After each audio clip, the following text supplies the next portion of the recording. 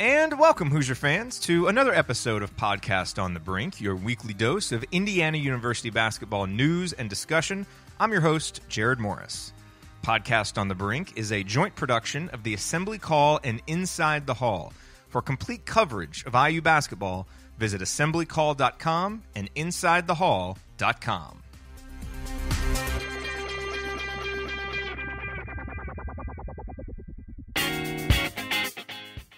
On this week's edition of Podcast on the Brink, Alex Bozich and I turn our attention to the subject that is on the minds of most IU fans right now as the calendar has flipped to April, and that is the recruitment of Romeo Langford. So Alex gives us an update on where things stand and what to expect in terms of the timing of an announcement. And then we turn our attention to some other relevant Romeo topics. We talk about his high school career, get Alex's reflections there, talk about his recruitment, and then look ahead to his future, which obviously, hopefully, will be as a Hoosier. But all of that and more, including a fun discussion about the best players in the Big Ten for next year, coming on this week's edition of Podcast on the Brink. Buying tickets can be complicated and confusing, but there is a better way to buy with SeatGeek. SeatGeek is the smartest, easiest way to get tickets to every type of live event, because whether you're searching for a last-minute deal, planning a night out with friends, or need to find the perfect gift, SeatGeek helps you find the best seats at the best prices, and it's all fully guaranteed. There is nothing quite like being there in person, and SeatGeek will get you closer to the action for a great value. I have the SeatGeek app on my phone right now, and it is by far the easiest way that I have found to shop for tickets, because I can be anywhere, and with just a few taps, I can instantly find seats. And I'm planning on using the SeatGeek app here in just a few weeks. I was actually just texting with a fellow IU fan friend last night, and we're plotting going to see Yogi play for the Mavericks. It's a little hard for me to do that during the IU season, but once the season is over, I plan on getting out there at least once, hopefully a couple times, and I'm definitely going to use the SeatGeek app, because when I've done it in the past, that's how I've gotten my tickets, and it really is easy, really the best way to do it. And the reason for that is because SeatGeek is designed to make your ticket buying experience easier than ever, because they save you time and money by searching multiple ticket sites to compare prices and find you amazing deals. And one way to make that deal even more amazing is to use the promo code BRINK, B-R-I-N-K, because when you do that, you get $20 off of your first SeatGeek purchase. So the instructions there are just download the SeatGeek app, enter the promo code BRINK, B-R-I-N-K, and you will get $20 off your first SeatGeek purchase.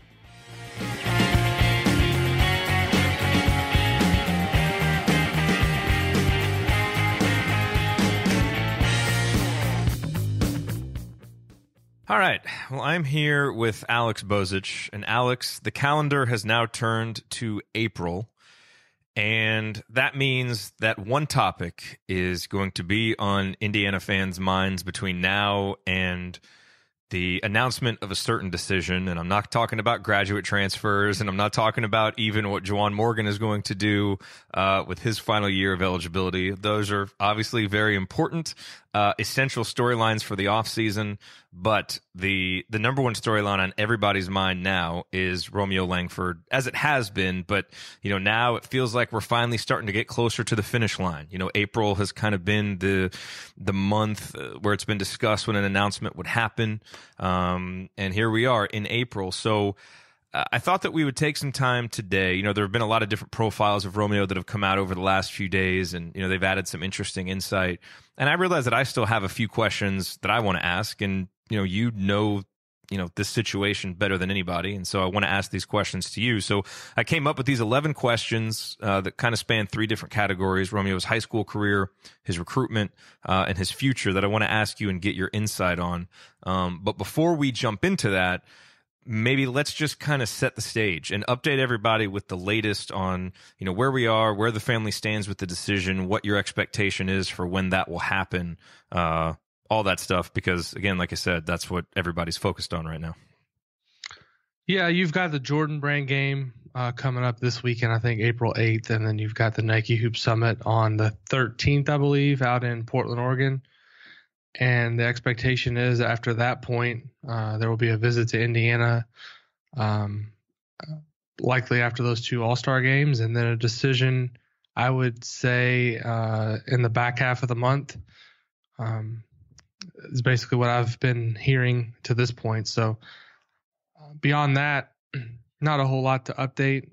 Things have been pretty quiet. Obviously, a lot of stories have come out recently and different things from the McDonald's game, but nothing new. I think the timeline for them to actually sit down and talk about things and come to a decision as a family will be later here, mid-April to the back end of the month. So that's the timeline that I'm working off at this point, and I would be surprised if we haven't heard anything by the end of the month, because that's obviously been the plan. But pinning down a specific date at this point, I just don't think that's happened. I've heard a couple things, to expect later in the month, and so that's kind of the time frame I'm working on at this point.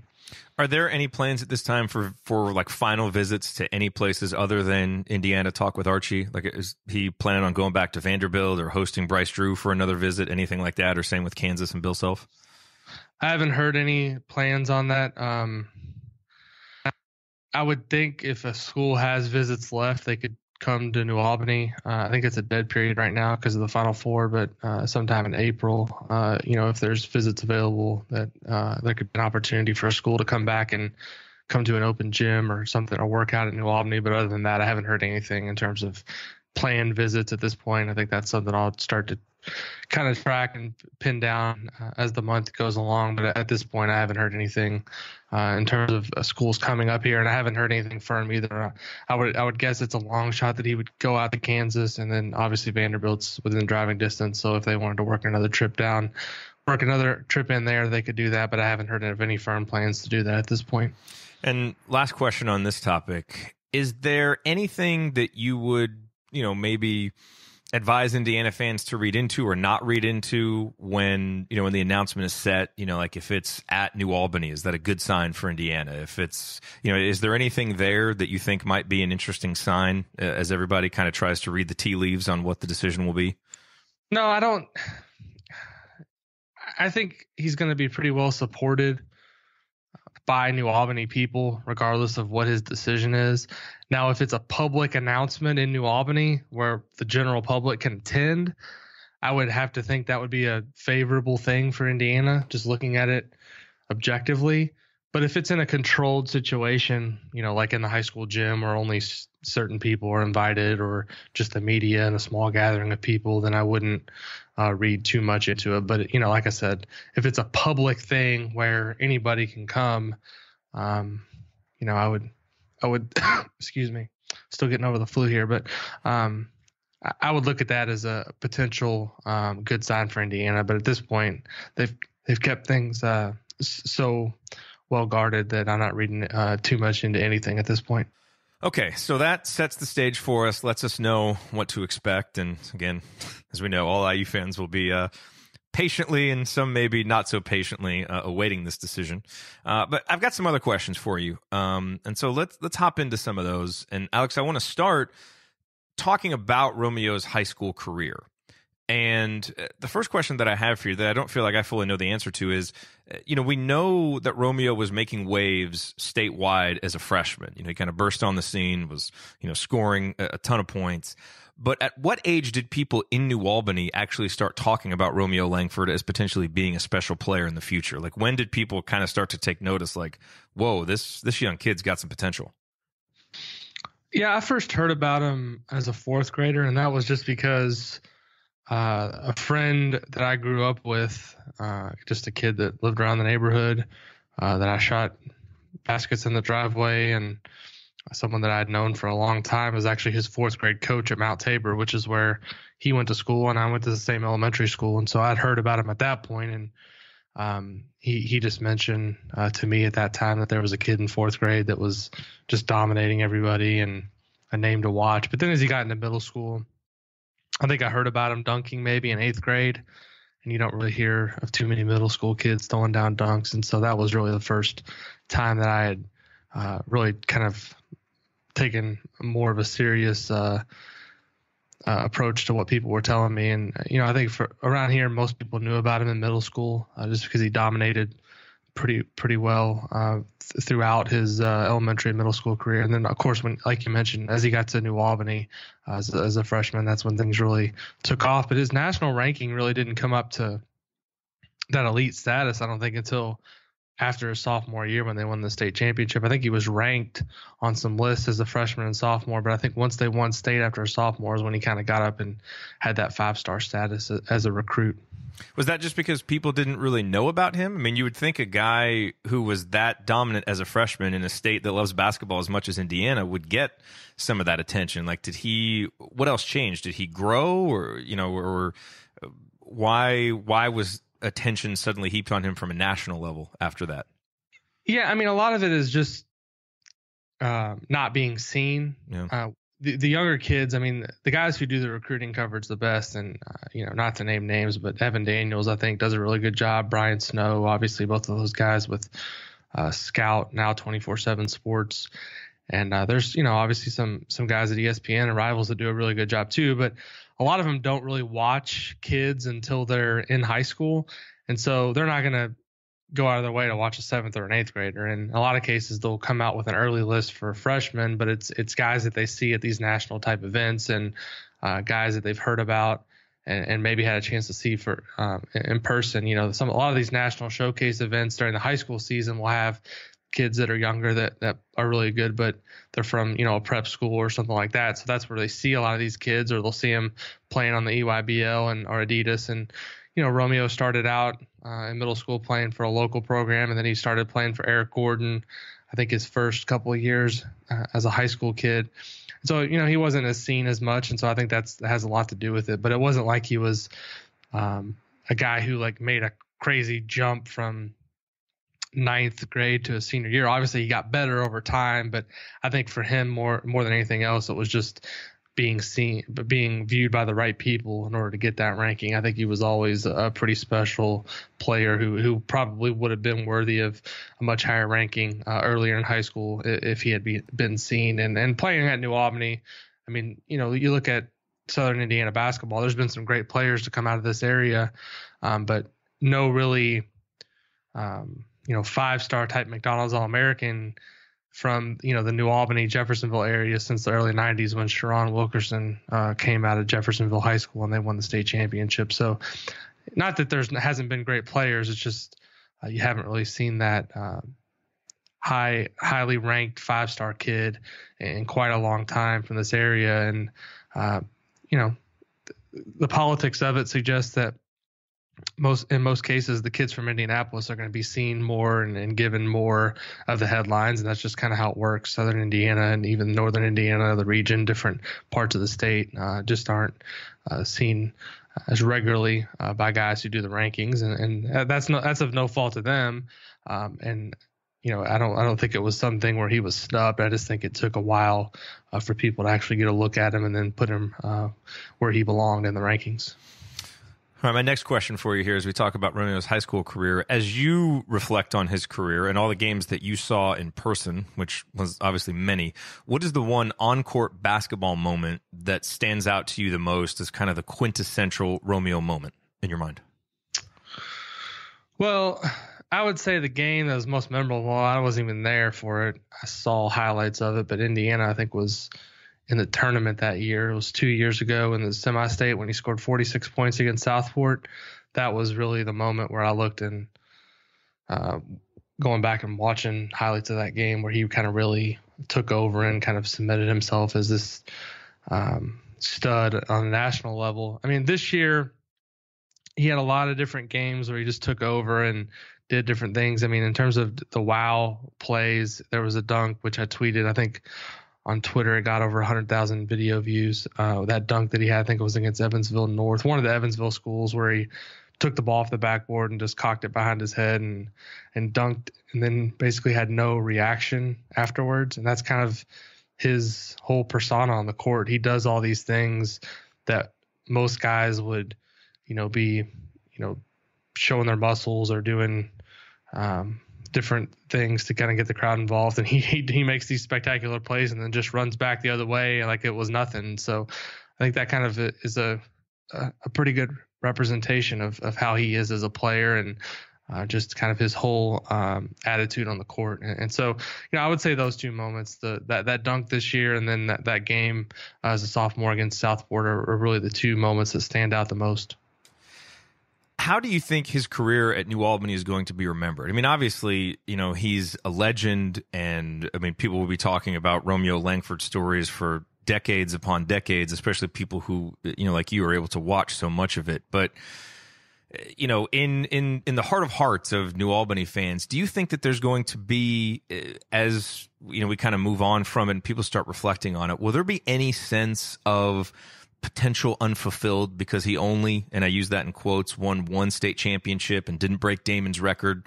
Will there be any of that, or as people look back on this, will it just be one of complete and utter amazement and appreciation?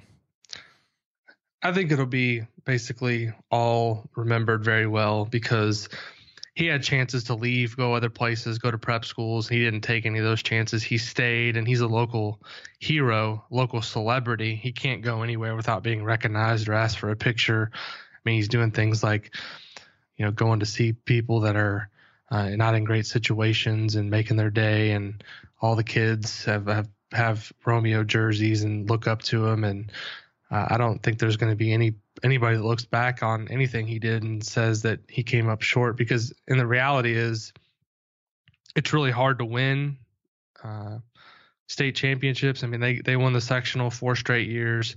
They got 2 regional championships, and it's a really competitive, tough regional. They obviously got the 1 state championship. He got over 3,000 career points, which is 4th all time. Maybe if he didn't have a couple of the games missed, that turns out differently. But overall, I think people are just going to remember him as, probably the best player to ever come out of this part of the state of Indiana. I mean, you look at the New Albany, Jeffersonville area, Floyd Central, there's been a lot of great players, a lot of Division I players. Pat Graham came from Floyd Central, was a Mr. Basketball, went to Indiana. Sharon Wilkerson, who I mentioned, was a Mr. Basketball from Jeff, went to Indiana.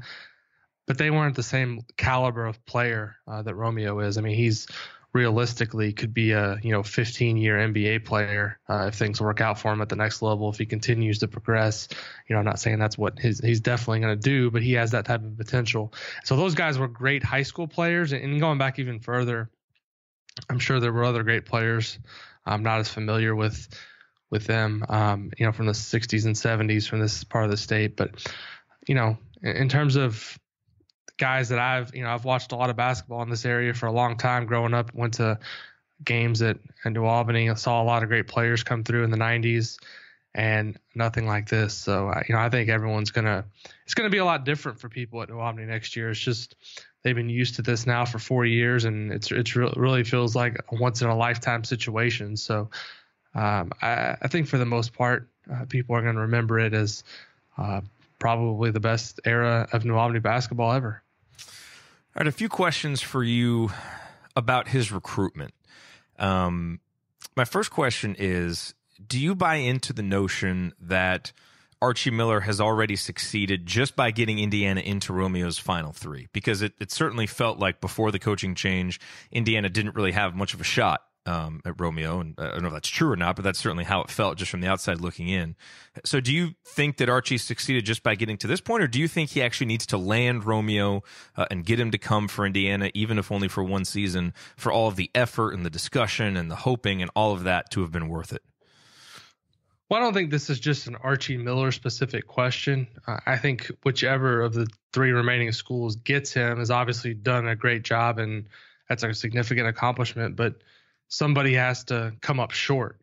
Bill Self, if he doesn't get Romeo, is going to be disappointed. Bryce Drew, if he doesn't, is going to be disappointed as well.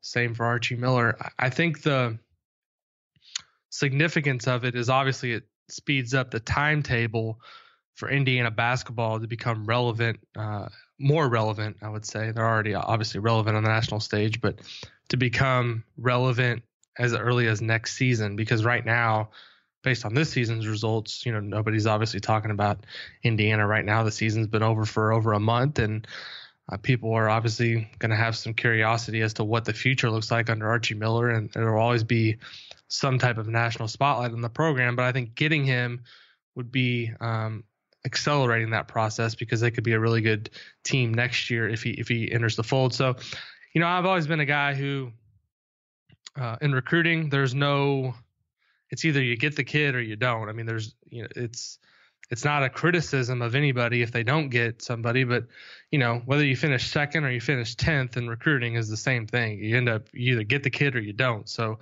I would say you have to look at it as you've gotten to this point, you have to close the deal, and anything less than that, from a coaching, I'm sure the coaching staff would look at it as a disappointment if they don't get him, and they're definitely not going to sit there and feel good about coming in second or third if that's how it ends up for him. But do you think there's any effect of other in-state players looking at it and saying, well, shoot, I mean, Romeo had Indiana in his final three. He seriously considered them. This isn't really someplace I was considering either, but maybe things are a little bit different now. Or is that effect negated by the fact that Archie's now been around for a year, been able to build his own personal relationships, and that stuff just isn't going to carry a lot of water or a lot of weight now? I think you only have that if you get him. Yeah. Because Trace Jackson Davis is not going to say, oh, well, Romeo went to Vanderbilt, but Indiana was second in his recruitment. I think I'm going to look at Indiana. You don't think they've been following this stuff on message boards for years, tracking the arc of? They're obviously going to follow where he goes, and they'll look at it and say, wow, that's there must be something special going on in Bloomington. Romeo went there. But I don't think they're going to look back on it if he doesn't come as some big deal that they were able to get him in the third. You got to remember, a lot of things had to go right for Indiana to even get in this spot. I mean, they obviously had the situation at Louisville unfold. If that doesn't happen, who knows if if Indiana's even in this position. Obviously, there's been some stuff written about the Kentucky situation. A lot of people thought he would go there and then had the poor experience in Egypt. Some of the other schools that were involved, Duke, North Carolina, countless others, for whatever reason, dropped out or were eliminated along the way. And so Indiana, you look at it, you're going head-to-head for an in-state kid with Vanderbilt, which is a non-traditional basketball power. I know there's some extenuating circumstances there with who they have coming in and relationships they've built over a long period of time. And then Kansas, which is a blue blood, but very far away. You'd much rather be in this situation rather than it being, a Louisville and a Kentucky at full strength, right in the mix. Because those are two close by schools with just as much as recent success as anybody. And so, in a lot of ways, this is a situation that you kind of look at and say, this is a great opportunity for Indiana to get a great player. And they had a lot of things go right for them in this process. And so we'll see how it ends up. I don't think anyone, if Indiana doesn't get him, I don't think that's grounds to criticize Archie Miller or the coaching staff. I think objectively you can look at it and say they've made up a ton of ground and gotten themselves into a great position. But you also, going back to what I said earlier, in recruiting in general, you either get the kid or you don't. So if you don't and you spend this much time, you're obviously going to be disappointed. And so that's, I think how most people will look at it. But I don't think it's a thing where you say something wrong with what Indiana did or did they do something wrong. I just think, elite players are the biggest, hottest commodity in college basketball, and everyone wants them. And you can only get. It's been rare that Indiana has gotten a player of this caliber, and so it'll be interesting to see how it shakes out. But like I said, I don't think it's not grounds to criticize anybody if they don't get him. But I think objectively, you would say you're disappointed that you don't get him if he doesn't come to Indiana. Yeah. All right. True or false? Indiana fans, in your opinion, generally speaking, would have a much easier time dealing with Romeo choosing Kansas than choosing Vanderbilt. I would say true, because they look at the situation at Kansas and say, this is a program that's won a national championship with its current coach. This is a program that just went to the Final Four, has produced a lot of great pros. And they look at Vanderbilt and they say, I mean, objectively, and this is no criticism on Vanderbilt. I've had fun on Twitter citing their record this year, and a lot of fans have gotten angry at me, but I have nothing against Vanderbilt. And if he goes there, I'm sure it'll be a great fit for him, and he'll have a great time there and a great career. But I just don't look at it from a basketball perspective, and most Indiana fans would probably share this same sentiment. From a basketball situation, you look at Indiana and you look at Kansas, and they're a lot higher up on the totem pole than Vanderbilt. I mean, objectively, Vanderbilt's probably not a top 45, 50 program right now in college basketball in this country. And Indiana's, I don't know where you'd put them right now based on the fact that they haven't won a championship since '87, but they're a heck of a lot more relevant than Vanderbilt is. And so I think Indiana fans would have a harder time understanding that decision. I think they'd be disappointed regardless, but I think it would be a lot easier for them to get over Kansas than it would Vanderbilt. Do you agree, Jerod? Oh, I agree completely for all of the reasons that you just said. Do you get the sense that Kansas is still a legit player in this? I mean, a lot of people have made this out to be kind of a two-horse race, but do you get the sense that Kansas still has a really legitimate shot? I do. I haven't really ruled out anything at this point based on anything I've heard or except Louisville. Louisville right. fans. Well, exactly. Louisville is not in, but the other three, I mean, I would think they'd be doing a disservice to anybody involved at this point if they still had somebody on their list that they're not seriously considering. I mean, I'm taking them at their word for the fact that they say there's 3 schools and they're still looking at the 3, and we'll see how it all shakes out. I mean, I think if I were Indiana and he wasn't going to come and he was willing to say that right now, you probably want to know that now than at the end of April, because you can move on and look at different things. So I think they're still legitimately making the decision, because otherwise you're wasting a lot of people's time, and it's generally just not the right way to conduct business at this level. If you're wasting a school's time, here we are sitting early April. Any of the 3 schools, I'm sure, would go after somebody else or try to figure out some another contingency plan to build their roster for next year, because it's time is of the essence right now. These grad transfers are popping up every day, and there's only a certain number of guys that you'd actually want to go after. And so if you're putting all your eggs in the basket for Romeo, and he already knows he's not coming right now, you would want to know that. So I believe that they're actually still making the decision, and when they're ready to announce, they'll announce it. One last question for you on Romeo's recruitment before we look ahead to his future. And I think I know the answer to this because you kind of alluded to it earlier, but let's say Romeo does choose Vanderbilt. Which number is likely to be higher or larger? The number of New Albany residents who buy Vandy gear and become Commodores fans, or the number of New Albany residents who disavow Romeo for spurning Indiana? Wow.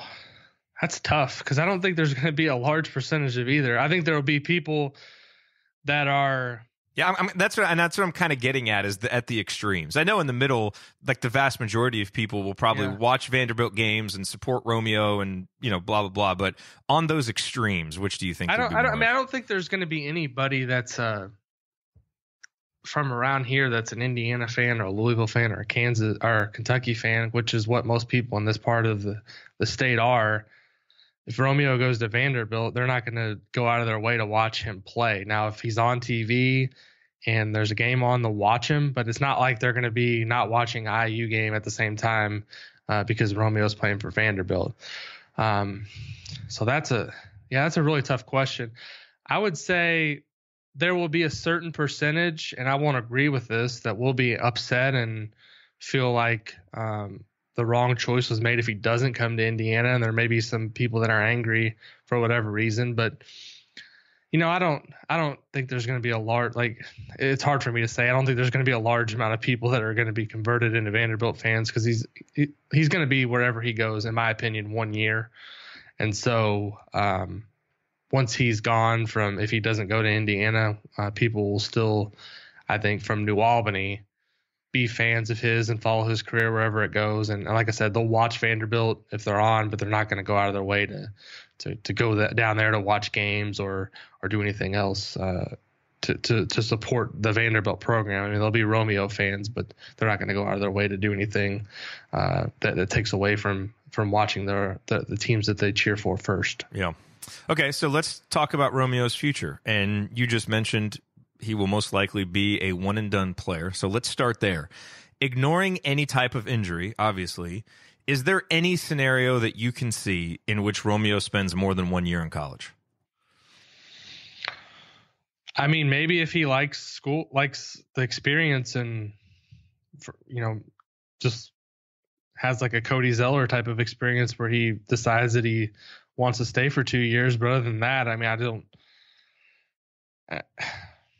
I'm sure if he had a chance to go in the draft right now and teams had a chance to watch him work out, there'd probably be somebody that would be willing to take him in the first round out of high school. That's how talented of a player, how prolific of a scorer he is. I mean, I'm not saying that he could play in the NBA right now, but somebody would take him and put him in the G League for a year or stash him at the end of their bench and work with him. So, I mean, unless he just really likes college and wants to stay for more than a year, I don't really see a scenario where he's going to be in school for more than a year. He's just a special, talented, polished scorer. Now he's got to do some things with his body to get stronger and become a better defender, but everybody coming into college does. So, no, I mean, I can't really foresee a scenario. I mean, I don't think he's going to come in and struggle to score wherever he goes. I mean, if he goes to the SEC, there's going to be a lot of schools that they'll play where he's just the most talented guy on the court. The Big Ten, I don't think the overall talent in the Big Ten is great right now. You look at some of the rosters, what schools are going to be losing. In Big 12, I mean, Kansas is going to be the most talented team again in the Big 12, most likely next year. I mean, he might not even be the best player on their team, but if he were to go there, but he'll be successful wherever he goes. I mean, I've seen the kid enough. I've seen how he conducts himself. I've seen how his demeanor on the court, and there's not a lot he's going to see that's going to rattle him. And so I think wherever he goes, he'll be successful. And if he wants to go to the NBA after 1 year, I think that's what he'll do. So ignoring strength, like physical body strength, which most freshmen have an issue with, and you just talked about, what is his most glaring weakness currently? Because we talk a lot about his strengths, and I have a question about that in just a second. But what is his most glaring weakness that could lead to his first year impact being less than what might be expected? And I don't even necessarily mean like, his weakness that could, limit, his NBA future or anything like that. I just mean, from a first year standpoint, him being in college for a year, I mean, there's going to be some big expectations on him. So what do you see as the biggest weakness that could make that first year impact a little disappointing or a little less profound than what people expect? Wow, that's a tough question. I mean, in the state tournament, it was his free throw shooting, which was not very good, and he missed a ton of free throws after a really good season at the line. I don't know if it was fatigue or his wrist bothering him. That's another thing I would look at, and he's not. Both of his wrists have been bothering him for a while, so I think he needs to get 100% healthy in that regard. And it's been just a constant. Last summer he missed some time, but he's obviously playing and traveling and doing all these All-Star games now constantly. I would think at some point he needs to get a little bit of rest and just get his body back to 100%. But I mean, defensively, people have criticized him there. I have always worked under the assumption that a lot of what he does defensively is done to keep himself in the game at New Albany, just because they cannot afford to have him get into foul trouble or be out of games. I think when he gets to college, he'll be a very good defender. But I think there's some things probably from technique standpoint and just awareness defensively that all freshmen struggle with. So I would say, in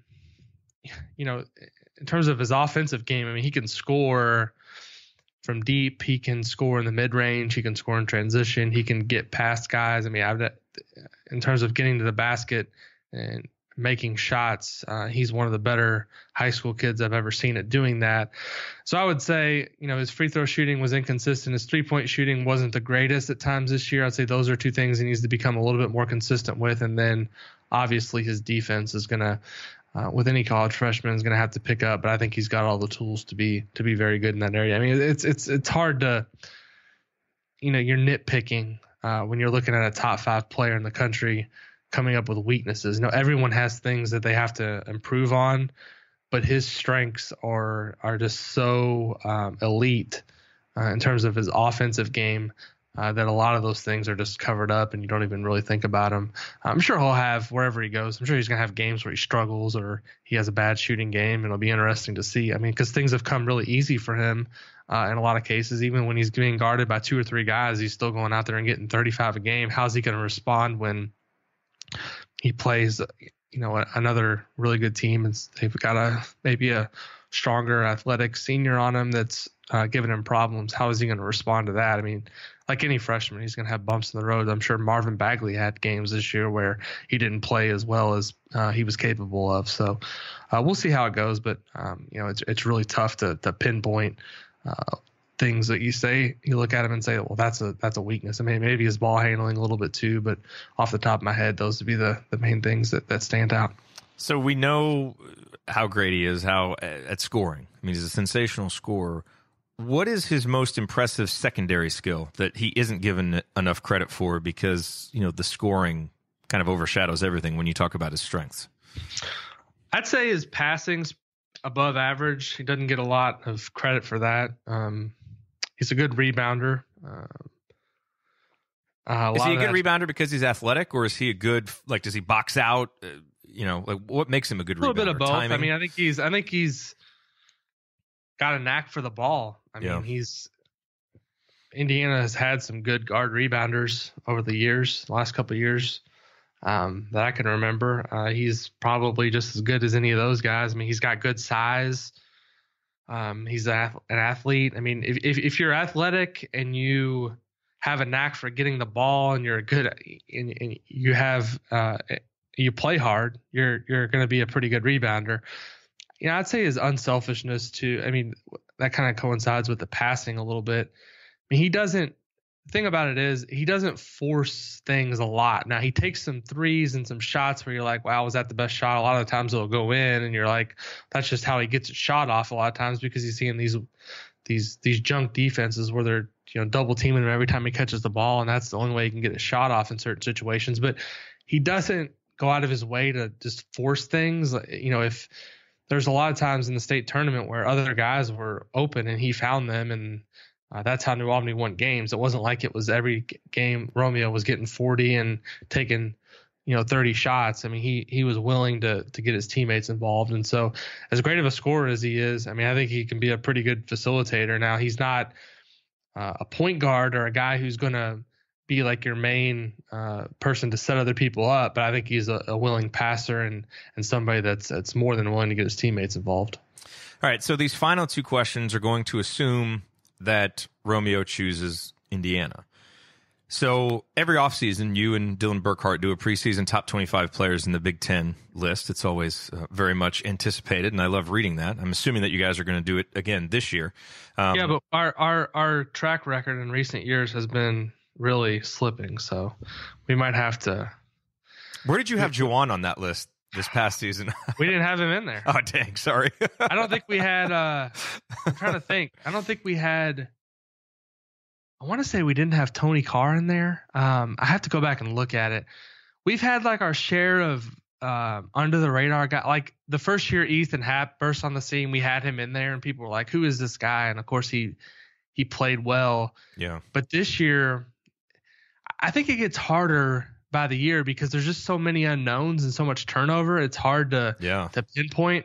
But yeah, go ahead. Sorry, I didn't mean to interrupt you. But the list is going to. I was actually just talking to Dylan about that the other day. The list this year, coming year, is going to be difficult. So yes, I'll preface that before I answer this next question. Go ahead. All right. So off the top of your head, I know you haven't had any time to prepare for this, but assuming that Romeo does choose IU, I won't make you pinpoint like where you think he would be by like specific number, but which of the quintets do you think he will fall into? Because you guys usually release this and post that list out by 5 spots. So do you think he'll be in the first one, 1 through 5, 6 through 10, 11 through 15, 16 through 20, or 21 through 25? Because I have to assume that he would be on the list somewhere. Yeah. And who would be higher, he or Juwan? I'll throw that in too. Wow. To make it a little more difficult. Well, I would say I've looked this up. If you go back to 2007, and I don't know if you're familiar with the Rsci Rankings, Jerod. Mm-mm. It's like an independent site that compiles the rankings from every service. Like literally any service out there that has like a national ranking is like mashed into one bowl. So like the bracket matrix, but for recruiting. Right. It's kind of like the 24/7 composite, but it encompasses even more. And so they've been, you can just Google it, RSCI hoops or something like that, and you can go back and look at their rankings for every year, and it mashes all these different rankings together. I looked this up. He'd be the highest rated RSCI recruit coming into the Big Ten since Jerod Solinger in 2010. Wow. And only the third top five since 2007. He would be the other two, obviously Solinger and Eric Gordon. So in terms of coming into the league, he would be ranked as high as pretty much anyone in the last 10, 11 years. And that kind of speaks to the Big Ten's. Yeah. The Big Ten has just not recruited. Like, there's not a lot of top five kids that have come into the Big Ten in recent history. I mean, you look at Miles Bridges and Jaren Jackson. They were great players. Cody Zeller. They weren't top five consensus kids. Now, have there been players from the Midwest? Are we just losing top five recruits out of the region, or have there just not been that many? I don't know. You could go back and look at the list. I've looked at it. Yeah, I mean, that's a question for another show. There's only top five. I'm talking top five kids. So this is a very small subset of prospects. I'm not saying top 10, top 5-star. I'm talking top 5. But these are guys who would have gone pro previously, like that level of talent. Right, exactly. And so for that reason, I would say I would probably have him in the top 5 preseason in the Big Ten players. Now, a lot of it depends on who comes back. I think Carson Edwards from Purdue is a no-brainer to have in the top 5. Ethan Happ is probably a no-brainer to have in the top 5, just because I think Wisconsin's going to be better next year. And I think Ethan Happ's just a really good college basketball player. There's another no-brainer. You don't think there's one more no-brainer? Juwan Morgan's probably a no-brainer for the top 5. Yeah. Now, would I have Romeo ahead of him? That's tough. Yeah. I would say based on I probably would. I probably would have him ahead of Juwan. Because I think, and this is just my opinion, I think he can come into the Big Ten and put up numbers similar to what Eric Gordon did from a scoring perspective. And I think that would be good enough to justify a ranking that high. That's 20 plus, right? Gordon was 20 plus, wasn't he? 20.5 or something like that. I think he can put up those type of numbers, especially on Indiana's roster. I mean, this is nothing against Indiana's team, but look at all the great shots they got this year, and there was no one on the team that could make those shots. He can make those shots. So I think he could come in and be a top 5 player in the Big Ten. Now, when we actually hash the list out, if he is coming to Indiana, where will he be? Hard to say, but I think he would be in the top 5, just because you can't ignore what he has done as a high school player and where he's ranked based on, just looking at history. I mean, the fact that so few of those type of guys have come into the league, I think just based on that alone, he would be worthy of a top 5 spot. Now, when it's all said and done and we see a list of who's coming back, maybe he slides back down a few spots and he's somewhere in the top 10, but I would be shocked if he comes to IU. I would be shocked if he was anywhere outside the top 10. Man, what other duos would be, just when you look at it from the preseason, would be as good as what Indiana would have with Romeo and Juwan? In the Big Ten, or no, just in the Big Ten. I mean, because Purdue would have Carson Edwards, but then they've got a whole lot of question marks after that. Obviously Wisconsin has Ethan Happ, but then they've got some other players who came along this year. But I off the top of my head, I can't think of another duo that you would expect more from coming into the year than Romeo and Juwan.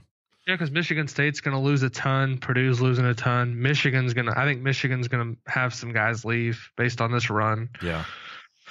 Wow. Penn State, I think Tony Carr's got a press conference today. I think the expectation he's going to be gone. If he were to come back, him and Lamar Stevens, that's a pretty good combo.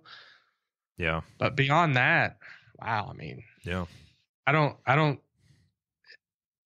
know. I would think that would be the best duo in the Big Ten, at least coming into the season, which is crazy to say, but that just speaks more to how awesome Juwan was as a junior and just how talented of a player Romeo is. So, it'll be interesting. I'm already kind of getting a headache thinking about putting together. I do those lists periodically in the off season where I track the attrition in the Big Ten. Oh boy! And there's been so many guys that have left already and transfers, and it's going to be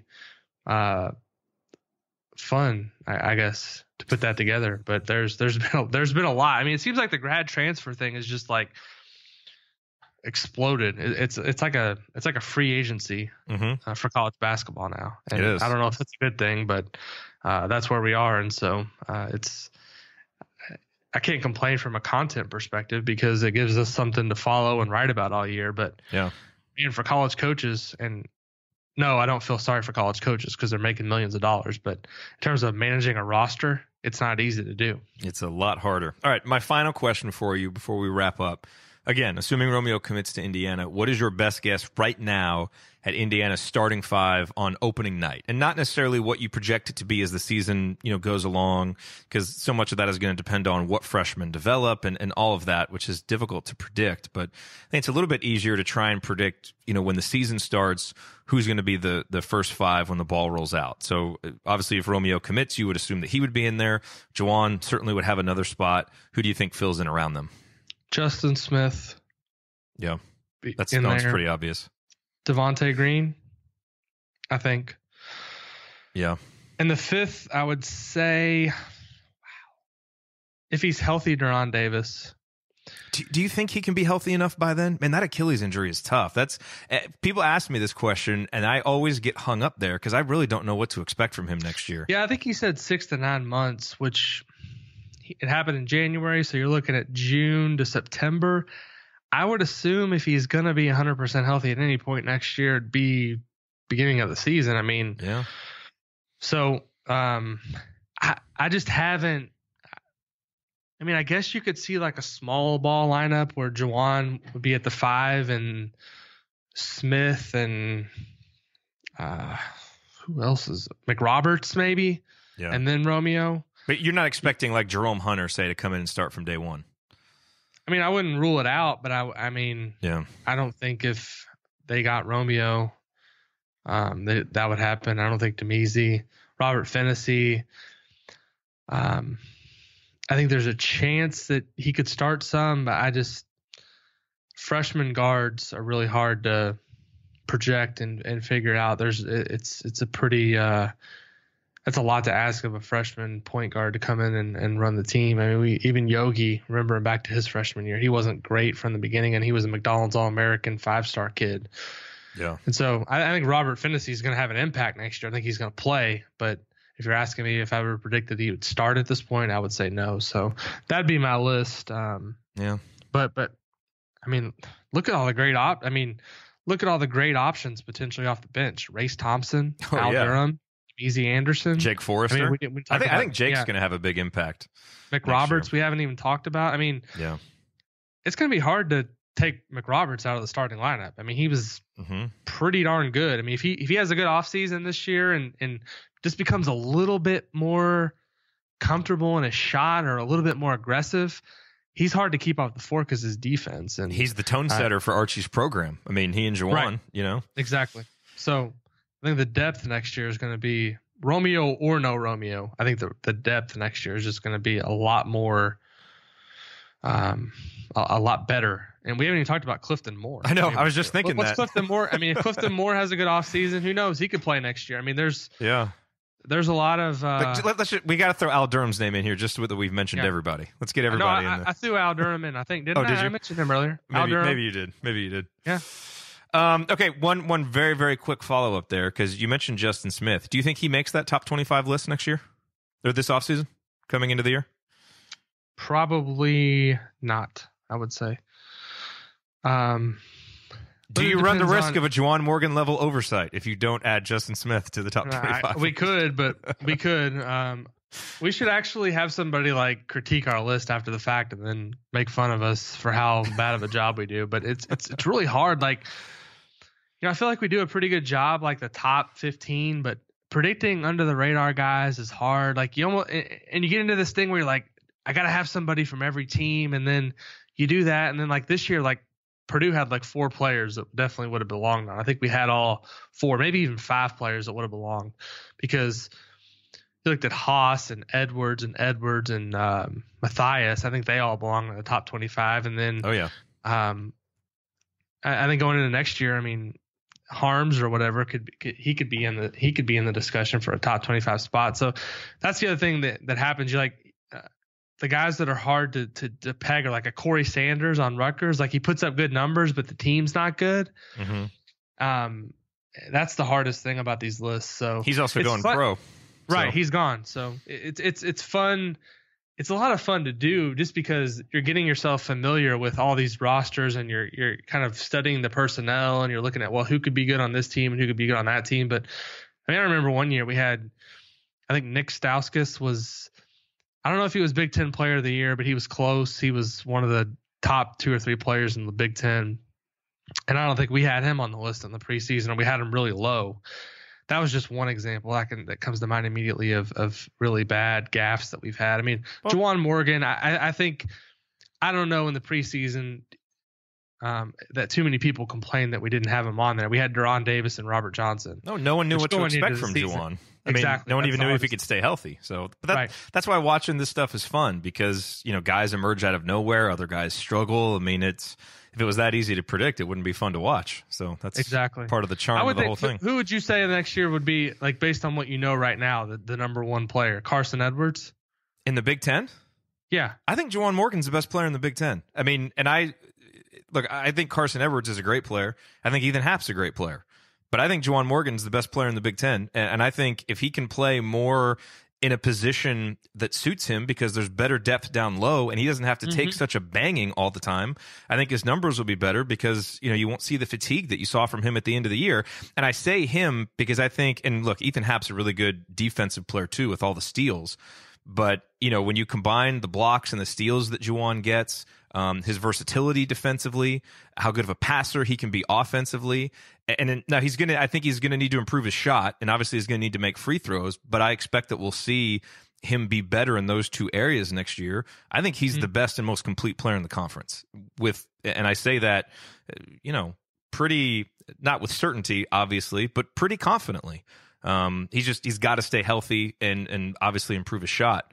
But I really like what he can bring next year, especially if the depth down low is better, and especially if you get a guy like Romeo who can take some pressure off of him. Right. So, no, that's fair. Now I'm a homer. Yeah. People will accuse me of that, but but even when you look at the numbers, there's a lot of objective measurements that have him right up there with anybody. Well, I was looking earlier today at the top 15 players in the league, which basically just from last season, I was just looking at the all Big Ten teams, the 15 guys that made it. And I counted at least 8, probably more, that are going to be gone. So it's going to be pretty wide open for preseason Big Ten Player of the Year. I think he could be in the discussion. I think him, Carson Edwards, and Ethan Happ would probably be assuming all 3 come back. I think Edwards is declared for the draft. I think Happ's coming back for sure. Yeah, I mean, I think Happ and Edwards will get most of the preseason ink, just because Edwards has actually played on a team that's made the NCAA tournament the last couple of years, and people know Happ. Yeah, and Happ's had a big profile. So plus Happ is just. I mean, as much as he drives Indiana fans nuts, I'm sure he's a great really player. Good. Yeah, he's a really good college player. So yes, he is. They're all 3 of them are great college players. I love watching Carson Edwards play. I tweeted out earlier this year, man, I wish his career and Yogi's career had overlapped, because I would have loved to see those 2 guys go at it. I mean, those are a couple of great players. So yeah, it'll you know what? We need more great players in the Big Ten. I mean, obviously we need more at Indiana, but I would love to see all Big Ten teams up their recruiting and get more great players, because it makes it more fun when there's more great players in the conference. Yeah, I'm pretty sure that when I was watching the McDonald's game the other night, there was only one kid that was Big Ten signee. A kid going to Maryland. I think Jalen Smith is his name, maybe. Don't quote me on that, because I haven't studied them too closely, but I think Maryland was the only program that had an incoming McDonald's All-American at least signed at this point. So it's got to change. I've been saying it for years. I mean, the Big Ten's recruiting is just,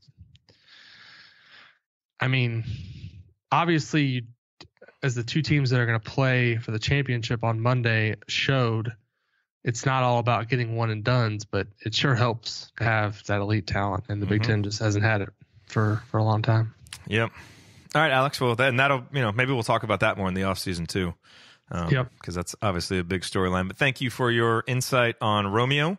Hopefully this, whatever this is going to be, 45, 50-minute episode helps to hold people over and quench the perhaps unquenchable thirst for Romeo news and discussion before the announcement, because now we just all wait patiently to see what he will do so that we can get on with the offseason and kind of have a better idea for what the roster will look like next year. Absolutely. Thanks, everybody, for listening. We always appreciate it. Yep, we do. We will talk to you next week here on Podcast on the Brink.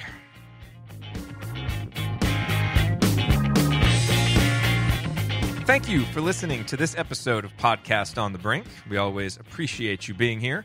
To get more from me and from Alex, visit assemblycall.com and insidethehall.com for complete coverage of Indiana University basketball. If you liked this episode, please consider sharing it with a friend or family member who loves IU basketball as much as you do. You can also support the show by leaving a rating and review on iTunes, which helps us get the word out to more IU fans like yourself. We will be back next week with a new episode. Until then, as always, go Hoosiers.